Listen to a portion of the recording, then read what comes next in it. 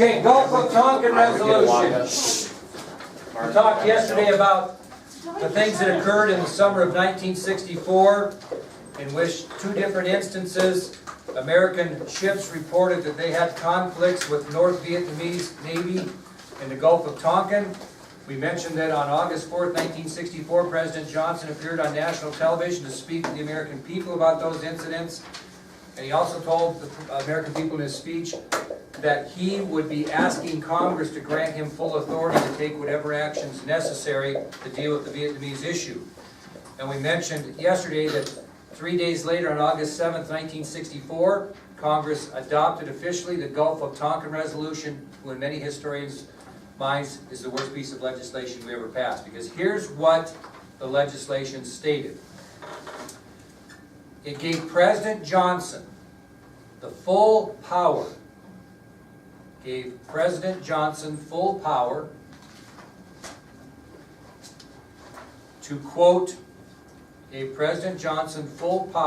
quote, take all necessary measures to repel any armed attack against the forces of the United States and to prevent further aggression. The piece of legislation gave President Johnson the full power to, quote, take all necessary measures to repel any armed attack against the forces of the United States and to prevent further aggression. Again, it gave President Johnson the full power to, quote, take all necessary measures to repel any armed attack against the forces of the United States and to prevent further aggression.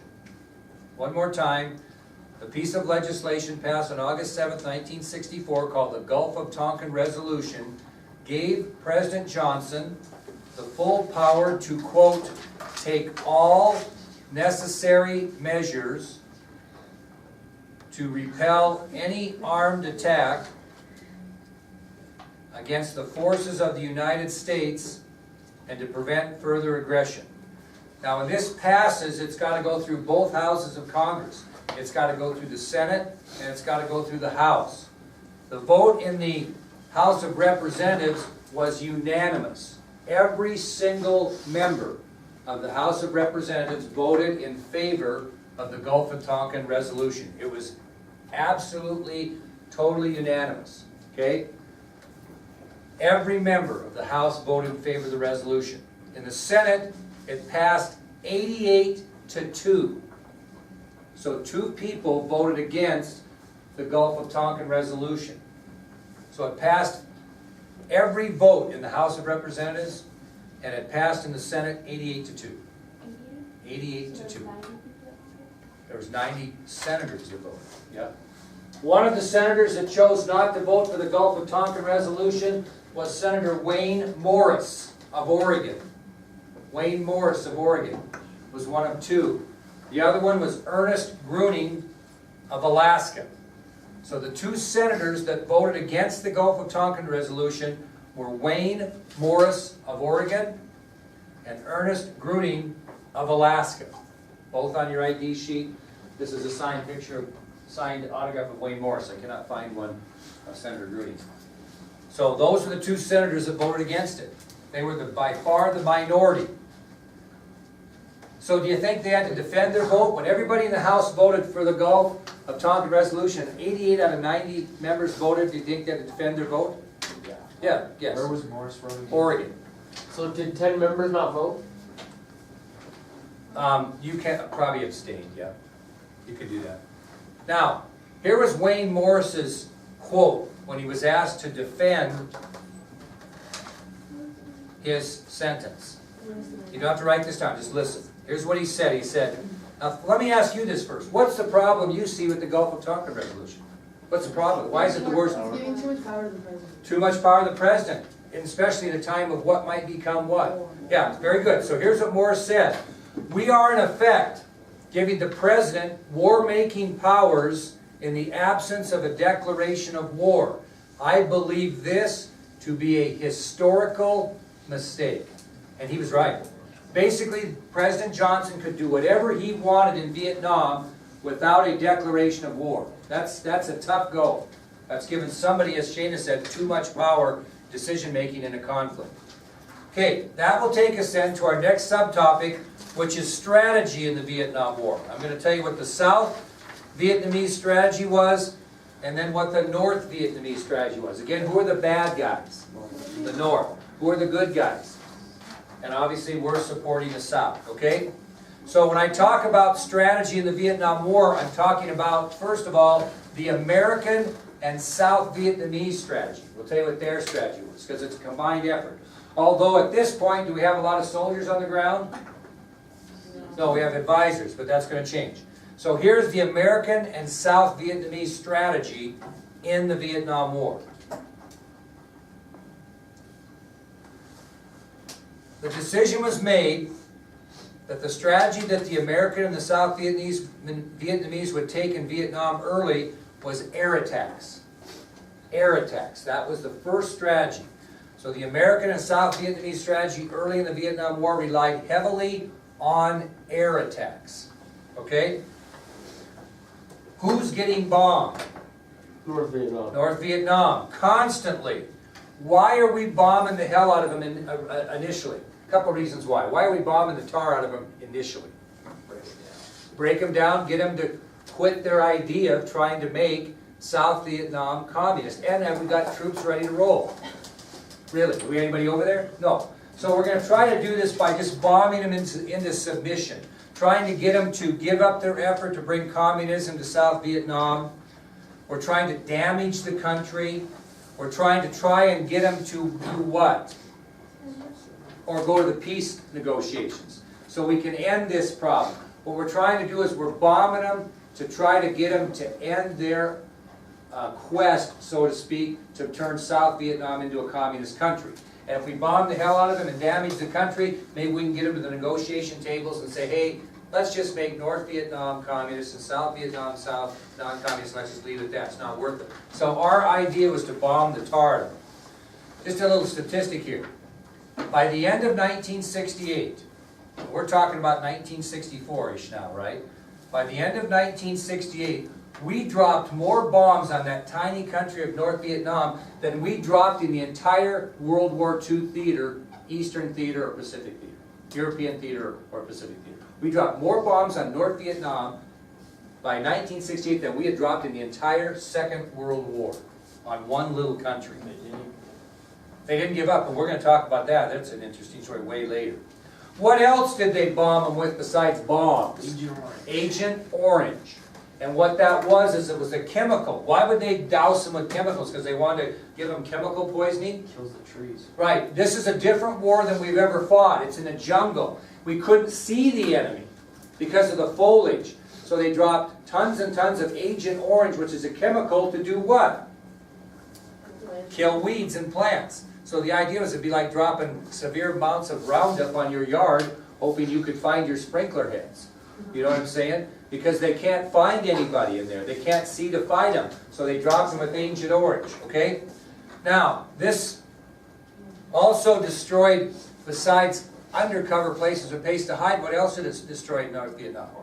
Food sources, farmland, food sources. So that was the idea. So I mean, early in the Vietnam War, our strategy wasn't to get on the, get ground troops in there and fight a infantry war. Our goal was to bomb the hell out of them so they would give up. Bomb everything they owned so they had no place to go and would just give up the effort. That was the American and South Vietnamese strategy. Here was the North Vietnamese strategy in the Vietnam War, which is going to be much different than what we're used to. Their strategy would be much different from ours. Now, we were concerned about North Vietnamese guerrillas. I always spell this wrong, so I'm going to make sure I get it right. Not gorillas, guerrillas. Okay, what are guerrillas? It's like fighting in a non-conventional way where you like hide and so Okay, you well attack. that's guerrilla warfare. You're right. You're right. Where you fight. What are guerrillas? The fighter. The People that fight in a non-traditional way, soldiers that don't follow the rules of war, that hit and run, those types of things that we'll talk about. But these guerrillas from North Vietnam had a specific name to the American soldiers, which was what? Viet Cong or VC. So that's what North Vietnamese guerrillas were called. They're soldiers that fought non-conventionalists. Tarek said they were known to American GIs and Americans as the Viet Cong, which is on your sheet. But for short, you'll hear in many videos DC. DC means Viet Cong, that means North Vietnamese guerrillas. Okay? So, again, the North Vietnamese strategy was quite different from that of the United States. North Vietnamese guerrillas, known as Viet Cong or VC, would be used to fight against American and South Vietnamese forces. And as Taryn mentioned, they used guerrilla tactics, unusual tactics, to fight the soldiers. Here are a couple of different ones I already mentioned. They used guerrilla tactics. What are guerrilla tactics? Ambushes. Hit and run, and you avoid what? You're right, ambush. What do you avoid? Okay, I'm gonna fight Taryn in a fist fight. Okay? So Taryn's the old American South Vietnamese strategy. He's gonna stand right there and look at me, and we're gonna have the best man win. So if you're a guerrilla warfare in that fight, if I'm fighting him, what's he gonna do? He's gonna kick me in the crotch, and he's gonna elbow me in the nose, which is illegal, and then he's gonna go run and hide behind a building until I come after him. Then his buddy's gonna sneak out and kick me in the rear, and we're not standing up there and fighting like we should be, okay? So they used a hit and run warfare, including large-scale fighting, okay? So guerrilla tactics is one of the tactics that the Viet Cong used, and guerrilla tactics include hit and run and avoiding large-scale fighting, okay? You don't get in a toe-to-toe, okay? And you don't get a lot of people against a lot of people, and you ambush a ton, okay? What's the other tactic they used that was totally out of line for warfare? The Viet Congs. What? Civilians. And what they do to civilians? Things to them. with explosives. Okay, what's that called? What kind of tactics are those? We're fighting it all over the world right now. Big T word. Terrorism. Terrorism. They used terrorism to fight the war, which was not done. And I'm going to give you 5 examples of terrorist acts that the Viet Cong used during the Vietnam War that was not following the rules, so to speak. Okay? 5 examples of terrorism. We know that guerrilla tactics are using hit-and-run warfare and avoiding large-scale fighting. Terrorism included this: the planting of bombs in country marketplaces in South Vietnam. These VC would sneak into South Vietnam. This is going to sound racist, but I don't mean it to, so don't take it wrong. How do you tell the difference between a North Vietnamese soldier and a South Vietnamese soldier in South Vietnam if they're not dressed in uniform? You don't. You don't tell the difference. How would you? Okay, they're from the same country. Okay, they would go into marketplaces, busy marketplaces, to take a chance there might be some military personnel where everybody goes in and buys fruits, like they have the market thing down here on whatever days in the summer in Orland, and they would plant bombs, and those bombs would blow up and kill people, with the hopes of getting some military personnel or some South Vietnamese military in the blast. First example. They also placed bombs. Where do soldiers go to wind down? Bars. They go to bars and nightclubs. They put a lot of bombs in bars and nightclubs that they knew that American GIs and South Vietnamese GIs were going to be in, relaxing when they were sort of off duty. Planting of bombs in bars and nightclubs is another example of terrorism. They also would plant bombs in the middle of busy cities, okay, the bigger cities, okay, especially the capital. They would place bombs in the cities, because where did the GIs hang out when they were kind of off duty? In the city. They went to where there's entertainment. As sad as it is, if you're an American GI, you're away from home, maybe you're married, maybe you have children, maybe you have a little brother or sister, so you see a little Vietnamese child, what might you do if you see a little Vietnamese child? My child might pick them up, might pat them on the rear. They put bombs on children. Put bombs on children, so when an American GI's picked up a child, or offered a child a stick of gum. Can you imagine that? Here's the worst one. And it's kind of gross, but you're going to have to listen to it. Many American soldiers quit wearing their dog tags into battle. What's a dog tag? Identification. Okay? Because South or North Vietnamese soldiers, when killing an American soldier, would cut soldiers' genitals off, use the identification, and mail them back home in the United States to their families. I'm not making that up. So, what? That's the 5th one.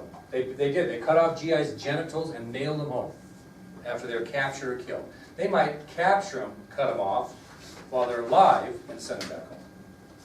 So it was a brutal, brutal non-following of rules as far as the strategy. They didn't care. They were trying, they didn't care, and we'll get more into this population cycle and that stuff. They didn't care, okay?